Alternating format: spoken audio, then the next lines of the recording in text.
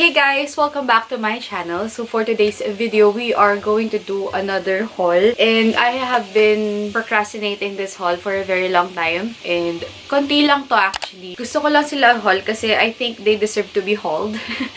So there are just a few items here and I think you would like them. So let's get it on, yo!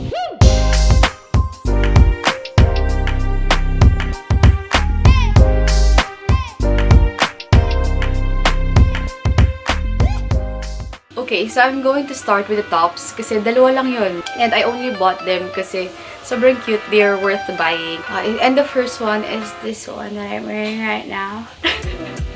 Okay, so that's my sexy bed voice, but that's cringy.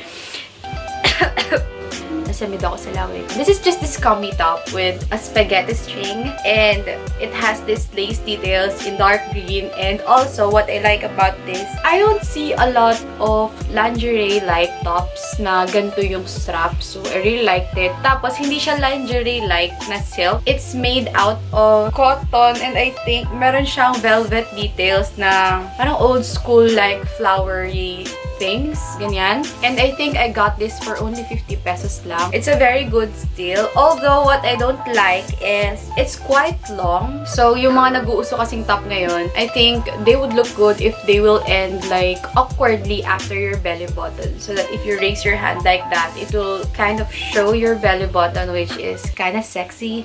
So, I'm still going to alter this one into something that's more hugging to my body. It's quite big, as in konti lang naman. It looks decent. On its own, it looks decent. Pero I think it would look better if it was more hugging to my body and it's a little more short. Now, this next one, I'm very, very excited about kasi, guys.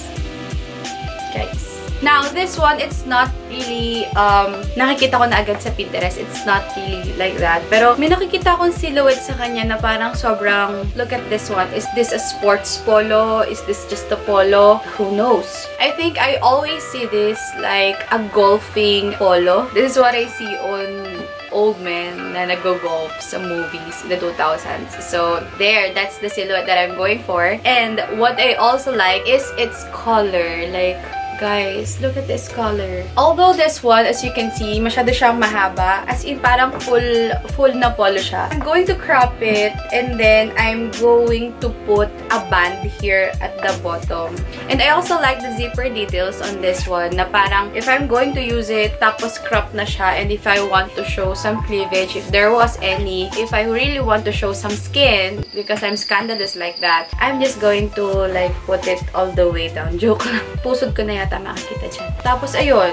I think it would look cute that way. And if it will like have a silhouette that it's hugging at the bottom, I think it would look cuter. And I think that would look good on baggy pants. Now, we're going to move to bottoms. So, the first bottom that I got is this one that I'm wearing right now. I know you have seen this on my Instagram and I think it's a gem that I found also on UKAY-UKAY and I got it for only 50 pesos din kasi I think it's buy one take one na 100 pesos. Tapos ang kasama naman itong skirt na nabili kong pinakita ko sa inyo ay this one. So another tennis skirt. So this is my fourth tennis skirt and this one naman is in plain. I used to have a plain one pero in navy blue. I also wore that in my Instagram. If you're interested, I also got that from UKAY-UKAY. Alam nyo, I bought some tennis skirt from Shopee and I bought some from UKAY-UKAY. And I can tell you that most of the time, the one that I see from UKAY-UKAY are high quality tennis skirts. As in, they're like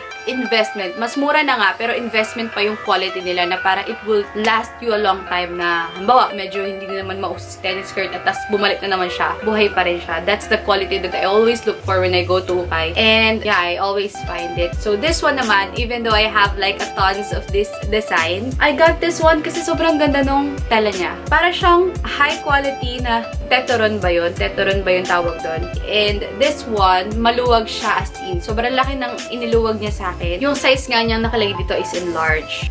Nakailang alter na ako ng mga ganito ko and these are one of my worst nightmares when it comes to altering kasi sobrang hirap nila i-alter. Okay, so the next skirt that I got is this midi skirt. This leopard print na velvet design na mini skirt na para siya medyo see-through din. And I really like this so much. As in, guys, this is like I always use the term vintage a lot, pero this one, guys, as you can see, this one is already altered kasi sinuot ko siya nitong nakaraan. So, I had to alter it. This is one of my greatest finds from UKAY-UKAY ever.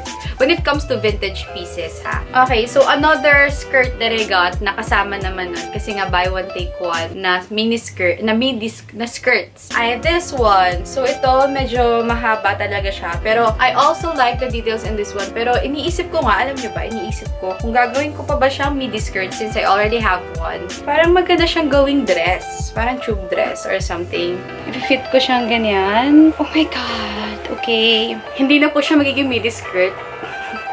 Magiging dress na lang siya. So, if-fit ko na lang siya sa akin na parang tube.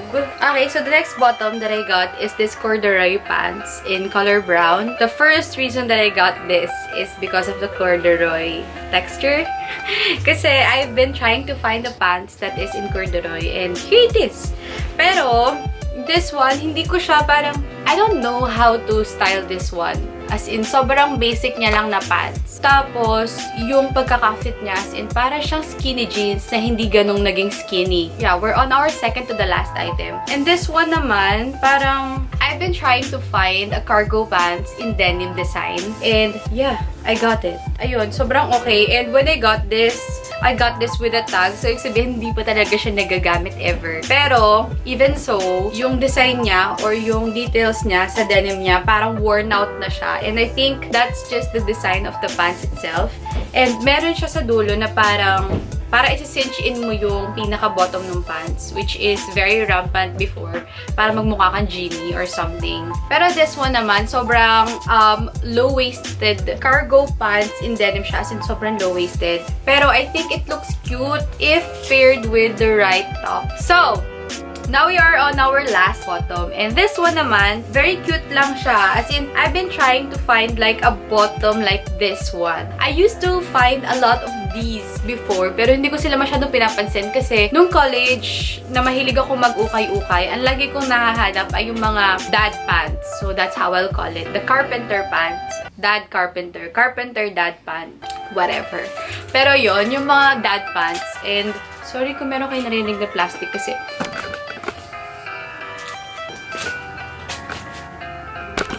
that's what I had to deal with every day. Anyway, so this one naman ay parang ang dad carpenter pants. As in, sobrang straight cut lang siya. And I think hindi ganun kakilala yung brand niya. Pero it's from the brand Tracker. And sabi nila authentic denim na medyo soft yung denim niya. Parang cotton denim yung madidescribe ko sa kanya. And it looks so cute. As in, sobrang nauuso to today. Snatched sa waist. And then, it's just straight cut na super loose. Okay guys, so that is it for today's video. And I hope you guys also loved the items that I got. And these items, so kung saan ako nag-uuk, I usually get my ukay-ukay items from Les Consumo. If you're familiar with them, I have been sent a lot of items from them. And yun, this is not basically sponsored, pero these items are given to me free. So thank you so much to Les Consumo for that. And yun, alam nyo naman na before, kahit no hindi pa nila ako binibigyan ng mga items nila, I always buy my ukay-ukay clothes from them kasi nga, it's easier to shop when it comes to their ukay-ukay stores. They also have now their online shop, so it's like a thread-up for the Philippines. The biggest ukay-ukay online retail shop in the Philippines, it's at lesconsumo.com. And I figured that if you also want to shop at your house easily, you can just go to lesconsumo.com. So, yeah. So, thank you so much for watching. And I hope you guys enjoyed watching this video as well. And I hope to see you on my next one. Bye!